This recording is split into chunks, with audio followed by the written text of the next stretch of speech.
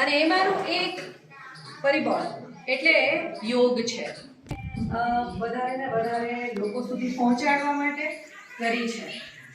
એમાં બેન હર્ષિતાબેન મહેતા છે, એ જામનગર જિલ્લાના કોઓર્ડિનેટર છે. અહીંયા ઉપસ્થિત આપ સર્વને સૌથી પહેલાં હું સ્વાગત કરું છું. ગુજરાત રાજ્ય યોગ બોર્ડના પ્રતિનિધિત્વ તરીકે હું જામનગર જિલ્લાની કોઓર્ડિનેટર હર્ષિતા મહેતા આજ તમારી વચ્ચે હું ઉપસ્થિત થઈ છું, એનો મને ખૂબ જ આનંદ થયો.